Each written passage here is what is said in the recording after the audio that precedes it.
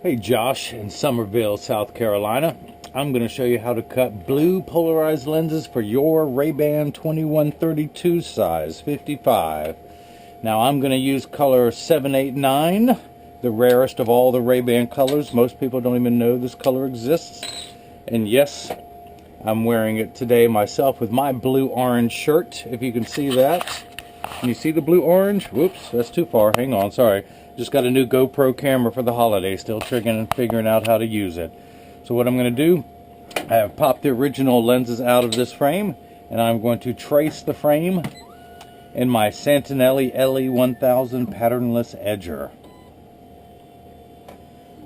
First, it's going to trace the right lens, and then it is going to trace the left lens. Then I will pull the shape up on the computer once that is done.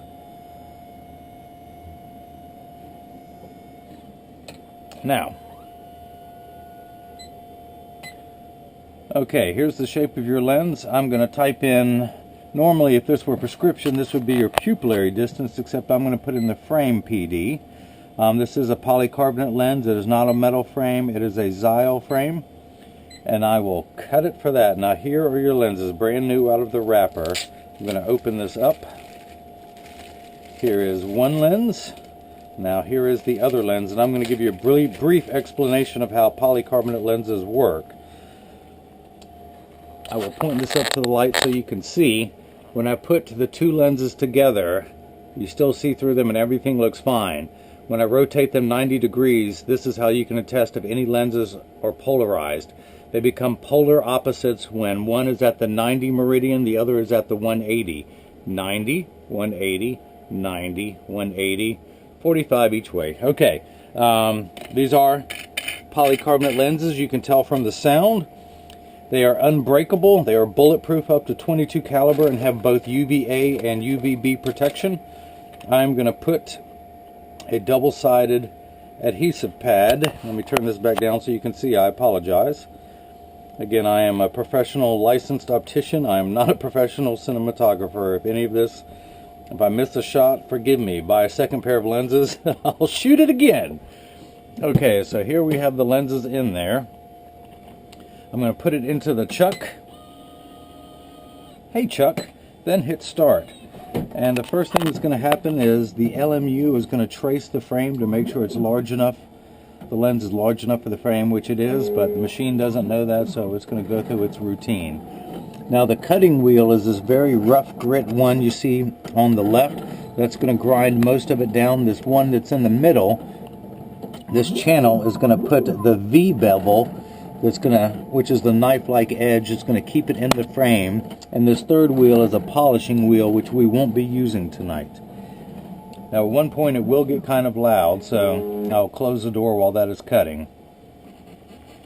I just want you to see the process before I close the door. And I will open it during the cutting cycle so you can watch a little bit more, but I'm going to wait for it to get a little bit quieter.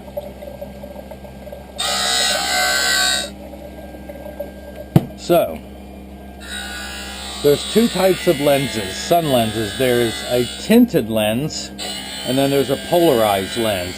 A tinted lens is a clear lens, and if you can see, this one is a gradient where it's dark at the top and then lighter at the bottom, just like your car windshield. And what happens is, you start off with a clear lens, and you put it in a device like this. This is a tint tank. You put two clear lenses in this contraption, and then you start dipping it. This is a gray lens, so you would dip it in a gray color over and over again until it gets to the desired consistency that you want. The longer it soaks, the darker it gets. The darker the lens, the more glare it will cut.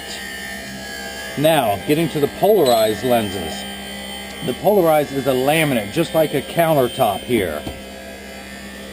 It is a laminate that goes across the top. It is almost like, imagine Venetian blinds for your eyes. The same way you can skip a stone off of water, light does the same thing. It hits a flat surface, reflects back up, particularly off of water. These people like it the most.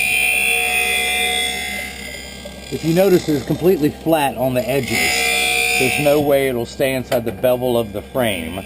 So the next cycle, we'll put the bevel. So the way the light hits a flat surface and reflects back up, it does it off of roads, off of bumpers, off of windshields, off of buildings. As long as it's on a horizontal plane, everything will be fine. The only time it will not work is if you're in New York City and there's glare coming off a vertical skyscraper. Now, if you turn your head, when you're looking this way, everything's on the 180 meridian. 180 is the horizontal, 90 is the vertical. As long as you're looking this way, all the glare will be removed. But on a vertical building, you'll have to turn your head this way to eliminate the glare coming off a skyscraper. Turn your head back this way, everything's fine. So the only downside to it is, again, this is designed to cut all horizontal glare. This screen on the calculator is a glare source. The Polarized is designed to eliminate that, and you may have some weird things going on in there.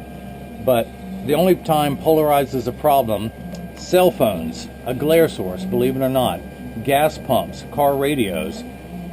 The radio shouldn't be a problem, just tilt your head. Of course, I'm trying to demonstrate that now, but when you're looking at your cell phone, if it looks pitch black, tilt your head this way, or you can rotate your phone and it will come into focus. The only time you really can't do that is when you're at the gas pumps. You can't turn the gas pump with your hand, so you're going to have to tilt your head, because normally when you're looking at it through polarized lenses, everything will be pitch black.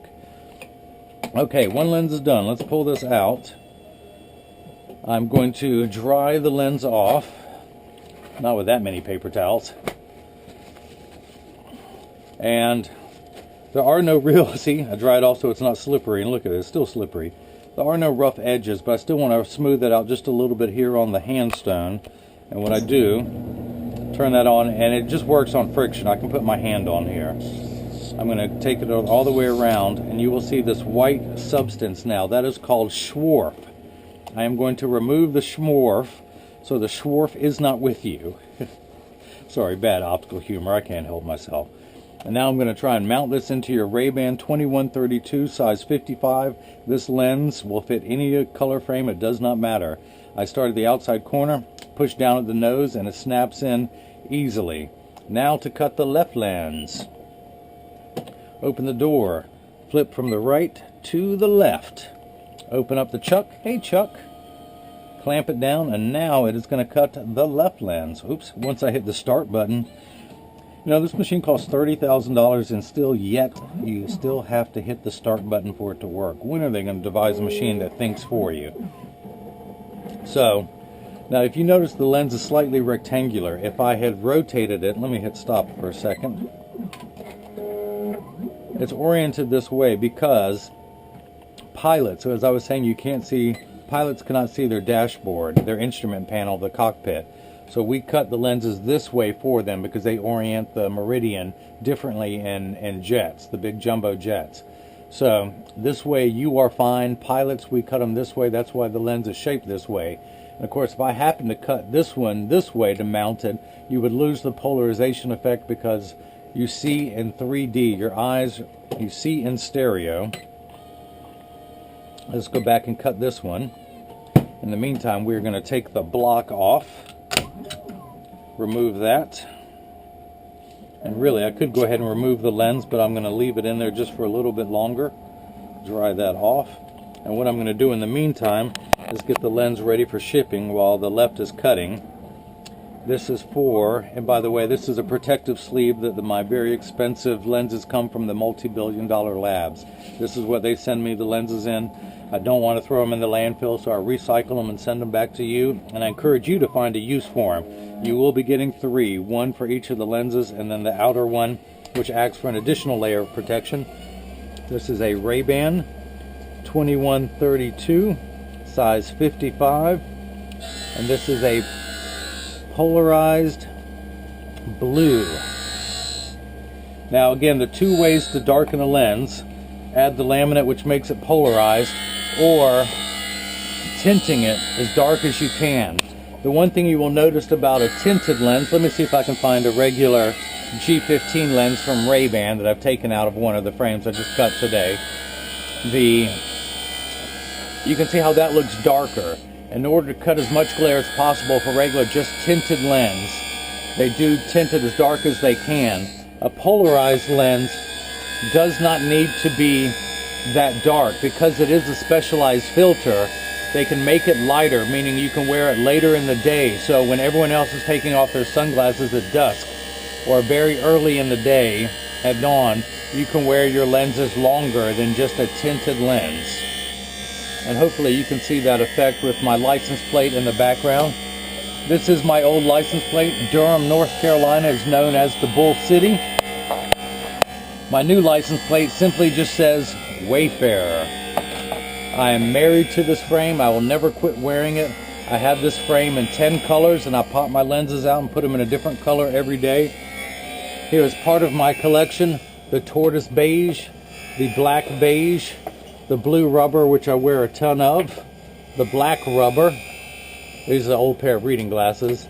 And my very first color is the white, which is discontinued color, so I don't wear it on the sales floor because I hate to wear something that I cannot sell myself. So, the lens is finished cutting. It is putting the bevel on there so it'll take shape, so it'll stay in the frame. In just a moment I will test it and make sure it fits. Now again, all the lenses you will get from me are unbreakable. They are bulletproof up to 22 caliber and have both UVA and UVB protection. I know I'm repeating myself, but I can't say that enough.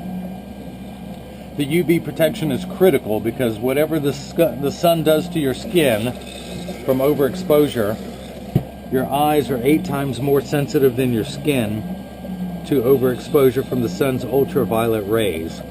So these will protect you with both UVA and UVB.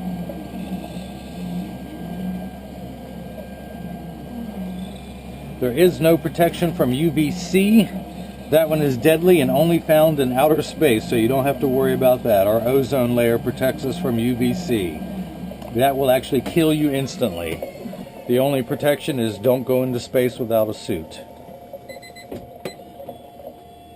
So out comes that. Let me dry the lens off. I'm going to put the safety bevel on there.